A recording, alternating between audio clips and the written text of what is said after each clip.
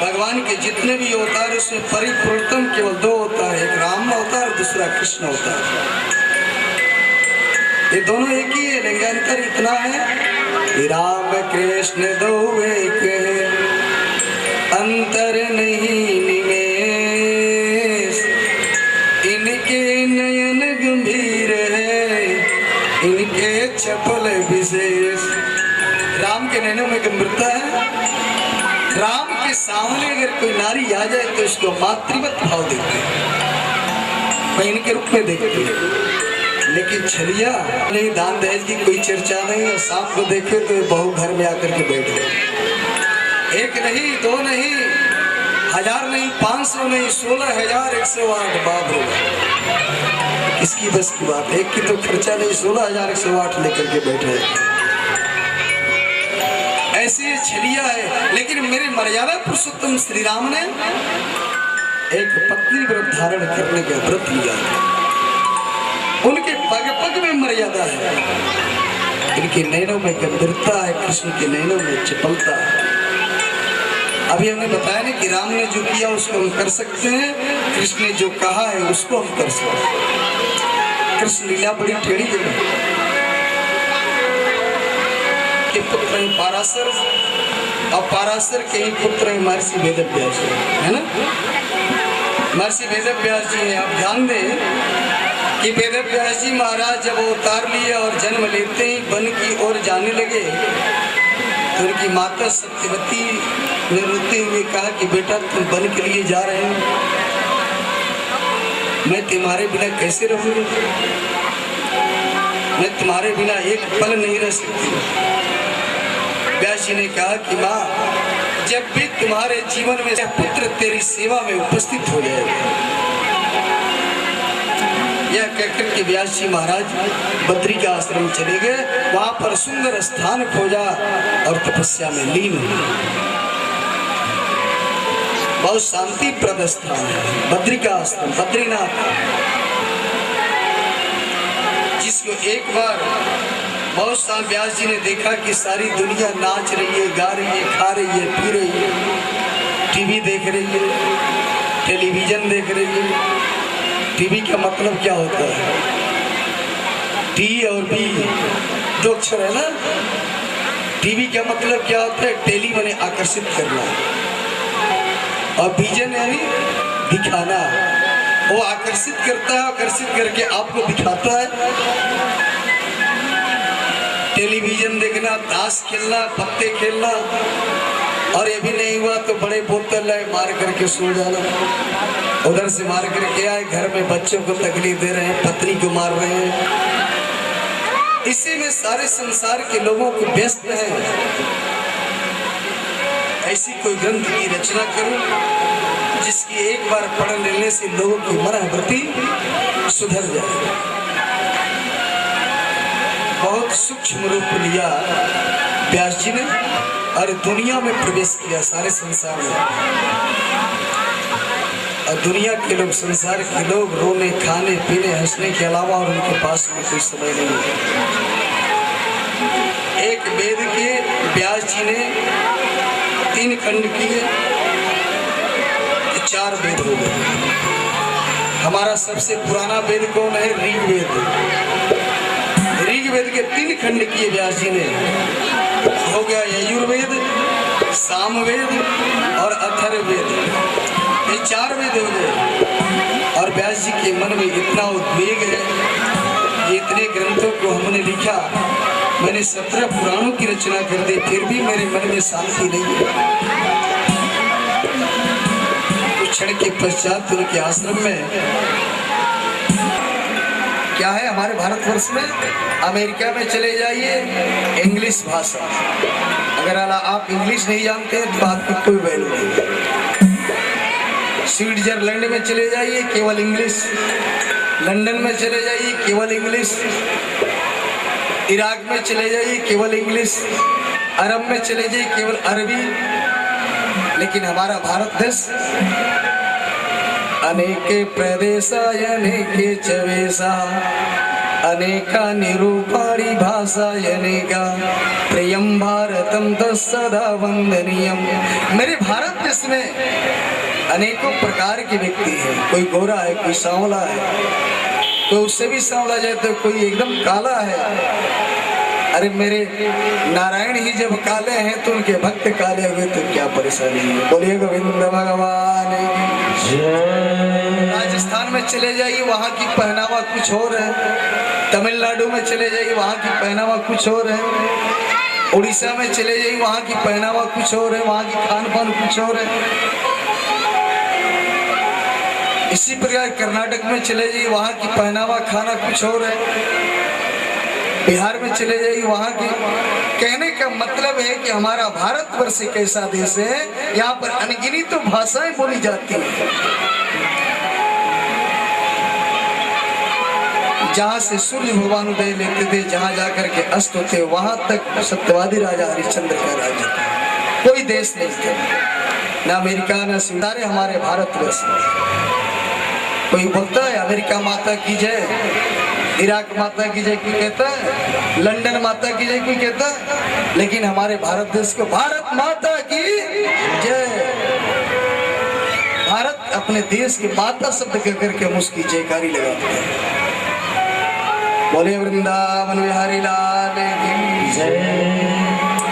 तो इसलिए हमारे लिए उन ऋषियों की चिंता हुई और इतने सारे ग्रंथों को उन्होंने निर्माण किया। नारद जी ने कहा कि सुनो, ये राम कृष्ण की जो भक्त हैं ना, वैष्णव लोग, उनके लिए जब तक आप श्रीमद् भागवत महापुराण की रचना नहीं करेंगे, तब तक आपके मन में शांति नहीं मिलेगी। व्यास जी ने कहा बुढ़ापा आ गया, मेरे बस की बात नहीं है। नारद जी ने कहा कि जब संतों के चरणों का जब आश्रय ले लेता है ना कोई व्यक्ति, तो उसका कठिन से कठिन कार्य जो है वह सुलभ हो जाता है। शास्त्र कहते हैं ऐसे लोगों को अगर आध्यात्मिक चिंतन के प्रति समय निकालने की कौन सुझाव दे। कोई कहता है पाखंड है, कोई कहता है ढोंग है, हम इसको नहीं मानते हैं। कथा क्या होती है, शास्त्र क्या होता है, पुराण क्या होता है।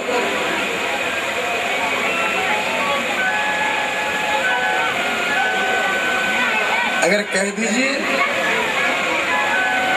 शास्त्र कहते हैं कि परमात्मा के कीर्तन में जो नृत्य कर लिया, भगवान के कीर्तन में जो नाच लिया, उसको 84 लाख योनियों में कभी लौटने की इच्छा ही जागृत है।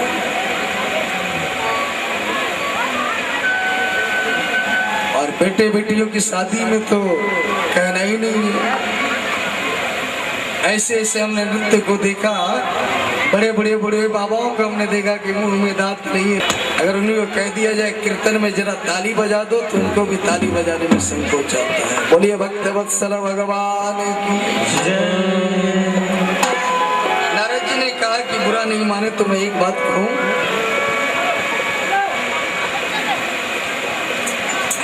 व्यास जी बोले मैं क्या करूं, मेरी समझ में नहीं आता, बुढ़ापा आ गया, मैं अब कुछ नहीं कर सकता। नारद जी बोले संतों के चरणों का आश्रय ले लो।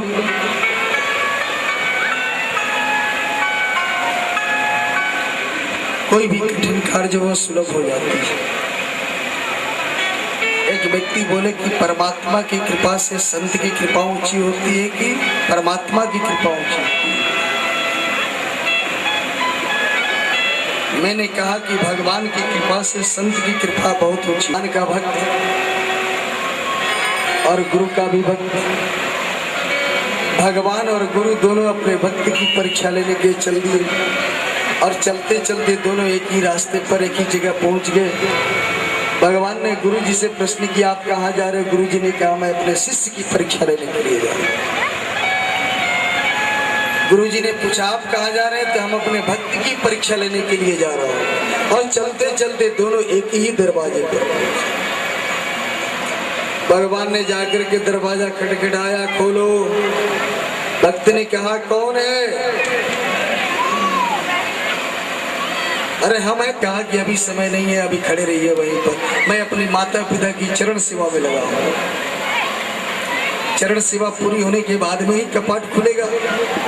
जैसे उन्होंने जाकर के कपाट को खोला तो देखा कि भगवान दो खड़े काके लागू पाए, अब बलिहारी गुरु अपने गोविंद दियो बता। जब मन में असमंजस जगी, मन में विचार किया, अब विचार करने के पश्चात सबसे पहले उस भक्त ने अपने गुरु के चरण का स्पर्श किया। उसके पश्चात भगवान के चरणों में प्रणाम किया और बोला कि गुरुजी आप ही की देन है कि ये भगवान तीनों लोक के स्वामी त्रिलोकीनाथ आज मेरे दरवाजे पर आपके सामने खड़े हैं। गोविंद से मिलाने की अगर सामर्थ्य है ये केवल गुरुदेव में है।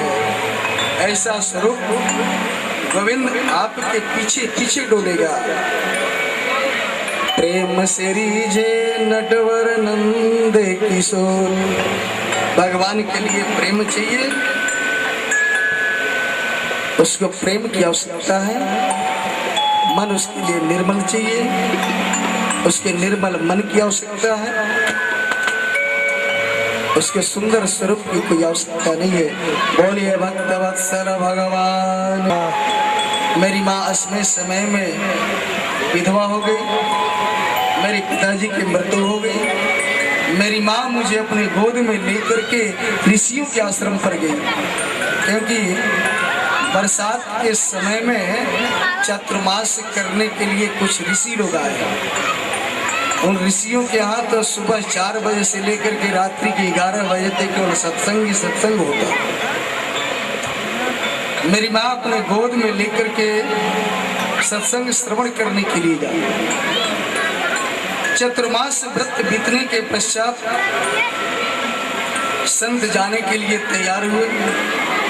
मैं संतों के पास में जाकर के कहा कि गुरुदेव मुझे भी अपने साथ में लेकर के चलना, क्योंकि मैं भी यहाँ नहीं रहना चाहता हूँ।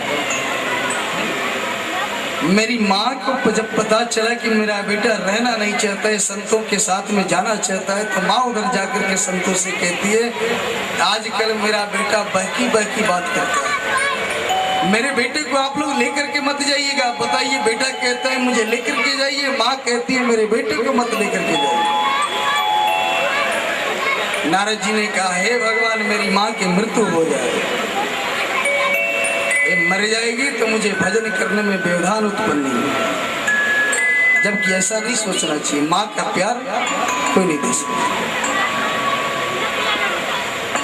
लेकिन उन संतों ने कहा कि बेटा मैंने क्या तुमको उपदेश किया था एक दिन, आचार्य देवो भव, मातृ देवो भव, पितृ देवो भव। तुम्हारे पिताजी है नहीं, माँ है, माँ को सेवा करो। और उस संत लोग मुझे द्वादशाक्षर मंत्र दे करके और चले गए।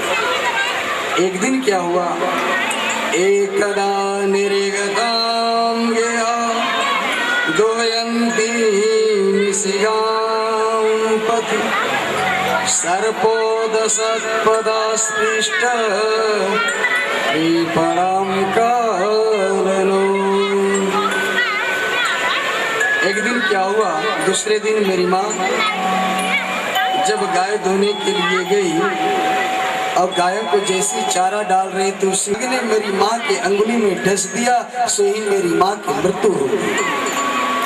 और जब मेरी माँ की मृत्यु हो गई तो मैं खूब जोर से रोया, इतनी जोर से रोया कि मेरी आंखों से 2 प्रकार के आंसू निकले। एक आंख से गर्म आंसू और दूसरी आंख से ठंडे आंसू। गर्म आंसू का मतलब जब कोई आपत्ति काल में रोता है, किसी का कोई प्रेमी चला गया हो जाए, किसी का कोई प्रेमी मर जाए, तो आपत्ति काल में डकारते हुए रोता है, उस समय गर्म आंसू निकलते। नेत्र से जब आंसू आपके शरीर पर पड़े तो लगेगा कि जल जाएगा। और खुशी के आंसू का वो निकलते हैं जब आपका बेटा कोई IAS अधिकारी बन जाए, से आ रहा होगा, नई टाटा सफारी से आ रहा होगा, 10-12 शीशे होंगे, 10-12 पुलिस वाले इनके सुरक्षा में होंगे। इतना बहुत बड़ा ऊंचा सर तैयार है, लेकिन उसके शरीर पर एक वस्त्र भी नहीं है। एक केले के पत्ते की लंगोटी पहना है और गांव से निकल करके जा रहा है। छोटे छोटे बच्चों ने देखा, नंगा बाबा आ गया, नंगा बाबा आ गया, निकल करके जा रहा है नंगा बाबा, देखो देखो। 2-4 बच्चे और पीछे लग के हल्ला मचाने लगे। सुखदेव जी के पास में कमंडलू भी नहीं, दरवाजे से भिक्षा मांगते थे। जितनी देर गाय दुहने में लगता है ना, उतनी देर 6 मिनट खड़े रहते। आपके दरवाजे से भिक्षा मिला ले लिए, नहीं मिला चल दिए। आज वह परीक्षित की सभा में सुखदेव जी महाराज आए। सारे ऋषि खड़े होकर के उनको स्वागत करते हैं। आदरणीय सुखदेव जी महाराज जब कृष्ण की समाधि में बैठे थे, चले परीक्षित के पास। तत्र भवन भगवान व्यास पुत्रो यादृच्छया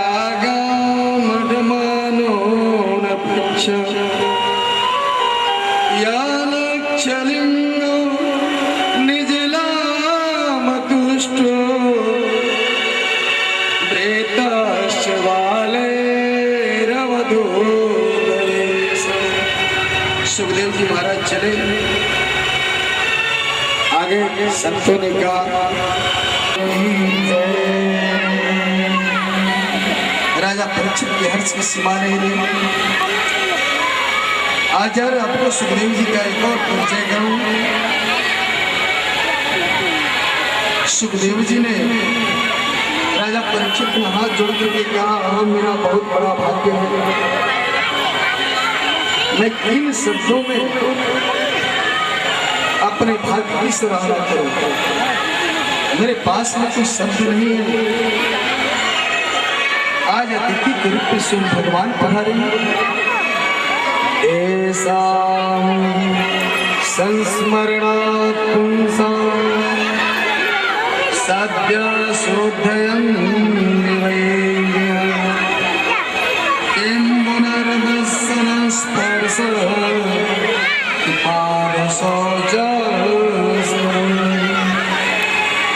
आइए, इसलिए राजा परीक्षित ने आप जैसे महापुरुष का तो नाम स्मरण मात्र से सारे क्लेश दूर हो जाते हैं।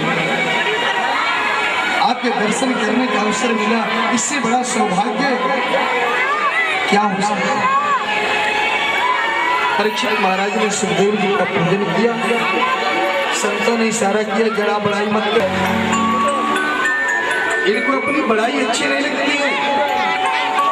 परीक्षित महाराज ने सुखदेव जी का पूजन किया और तुरंत उनसे प्रश्न कर दिया, आइए हम लोग भी उनका स्वागत करें सुखदेव जी का, क्योंकि सारे ऋषि उनका स्वागत करते हैं।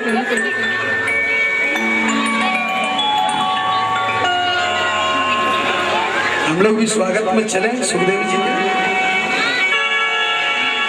सुखदेव जी का पूजन करवा दीजिए। परीक्षित महाराज को बुला दो, परीक्षित जी और परीक्षित रानी जी को बुला करके बोलिए गोविंद भगवान की जय। सब लोग ताली बजाएंगे। अगर ताली नहीं बजाए तो आप लोगों के बगल वाले की सौगंध, मैंने पहले सौगंध खिला दिया। जो ताली नहीं बजाएगा बगल वाले की सौगंध। कथा सुनाने वाले, हरि की कथा सुनाने वाले, हरि की चर्चा सुनाने वाले, हरि की चर्चा सुनाने वाले, लाखों प्रणाम तुझे, लाखों प्रणाम तुझे, लाखों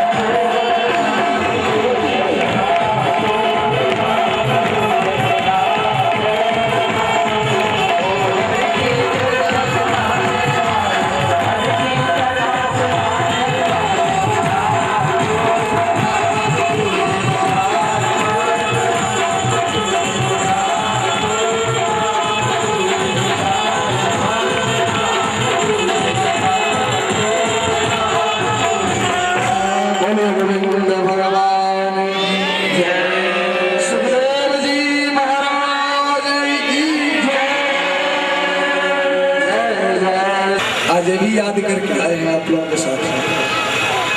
बोले वृंदावन बिहारी लाल की जय। इनके पास ऐसी किताब है, किताब देख लेने के बाद में सारी राम विवाह के गीत याद है। तो कुछ ही क्षण में हम लोग राम विवाह राम जन्म के तरफ पहुंचेंगे। तुरंत उन्होंने प्रश्न कर दिया कि जल्दी मरने वालों की मुक्ति का उपाय। अगर परीक्षित चाहते तो ये भी कह सकते कि मेरी मृत्यु को टाल दीजिए, और सुखदेव जी मृत्यु टाल सकते थे, लेकिन परीक्षित महाराज ने ऐसा नहीं कहा। पूरे समाज की कल्याण के लिए उन्होंने प्रश्न किया। सुखदेव जी ने कहा कि राजन, जो तुमने ये प्रश्न किया है ये पूरे समाज के कल्याण के लिए प्रश्न किया है। सुखदेव जी इस बात को सुनकर के बड़े गदगद हो गए।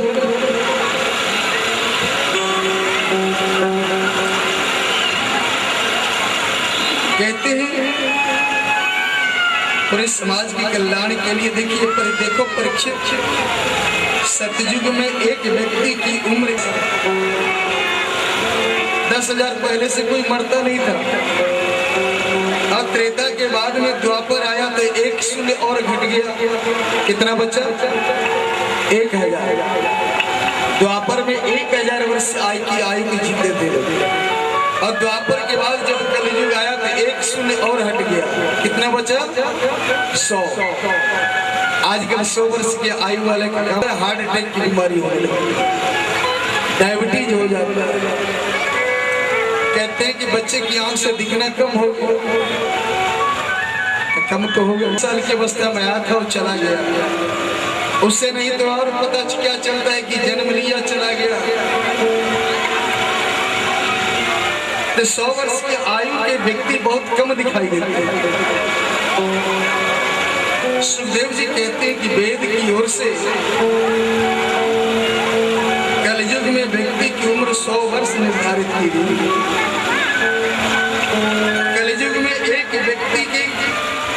एक व्यक्ति को कम से कम 100 वर्ष जीना चाहिए, लेकिन 100 वर्ष का आदमी बहुत कम मिलता है। 100 वर्ष में 50 वर्ष तो हमारे सोते सोते निकल जाते हैं। 50 वर्ष सोने में ही निकल गया। पहले के लोग क्या करते थे, 4 बजे जग जाते थे, 3 बजे जग करके सारे कार्य निपटा लेते, बिस्तर का परित्याग करते। लेकिन आज जमाना उल्टा आ गया। घर में जाएंगे, खाएंगे, पिएंगे, 2 घंटा रिमोट दबाएंगे, टीवी देखेंगे, पिक्चर देखेंगे।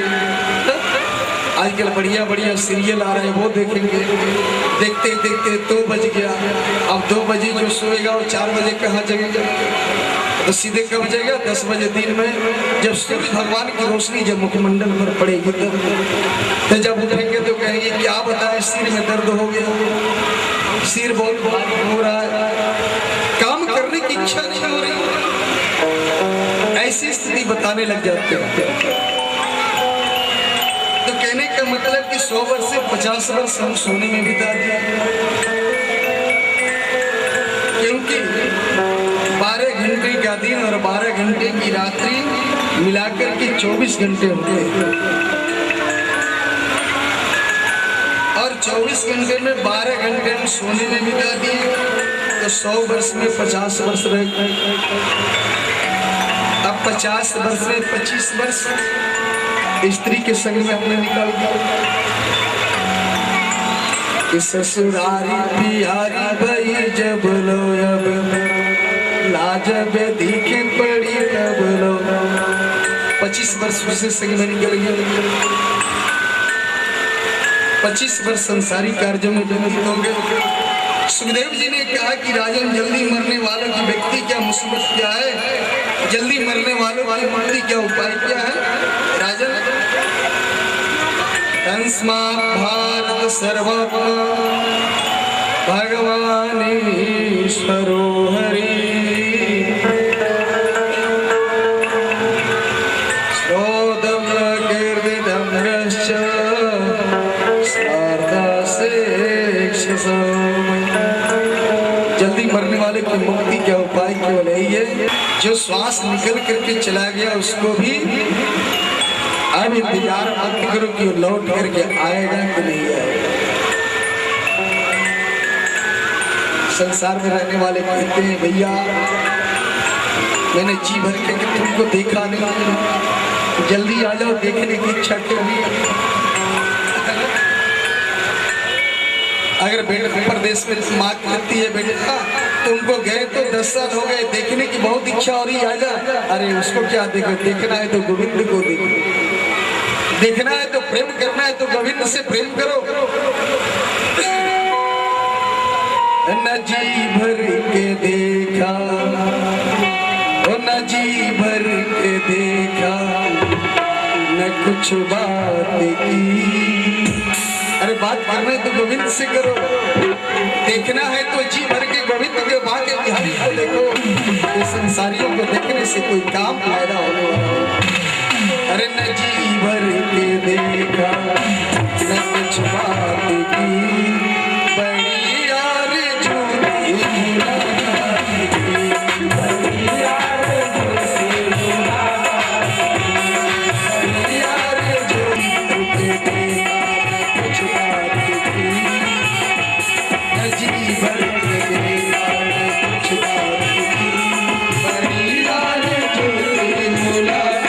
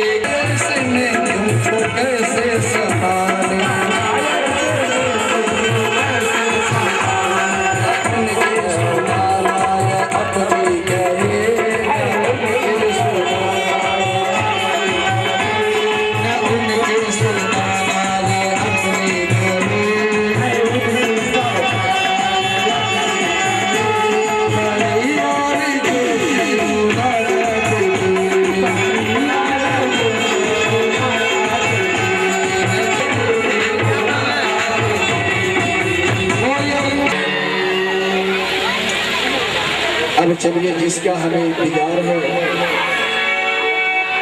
सुखदेव जी कहते हैं कि राजन परीक्षित,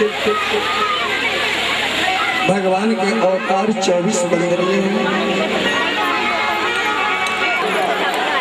अब ब्रह्मा के पुत्र हुए मरीचि, और मरीचि के पुत्र हुए कश्यप, और कश्यप के पुत्र है सूर्य, और सूर्य का वास्तविक नाम है विवस्वान। विवस्वान के द्वारा जो पुत्र हुआ, उत्पन्न हुआ, उसे ही हम वैवस्वत मनु कहते हैं। वैवस्वत मनु महाराज के पुत्र प्रद्युम्न हुए, जो शिव जी की क्या है, परम सुंदरी कन्या ने जन्म लिया। उस कन्या का नाम है सुकन्या। उस कन्या का नाम है सुकन्या। राजा एक बार अपनी पुत्री सुकन्या को लेकर के सारी सेनाओं को साथ में लेकर जा रहे थे। जंगल में गए शिकार खेलने के लिए। वहां पर एक चमन ऋषि तपस्या कर रहे थे। उनकी पुत्री सुकन्या ने चमन ऋषि के आस तपस्या करते करते उनके शरीर पर दीमक लग गए थे। केवल 2 नेत्र दिखाई दे रहे थे। उनकी पुत्री सुकन्या ने 2 लकड़ी लिया और लेकर के उनके दोनों नेत्रों में खोद दिया।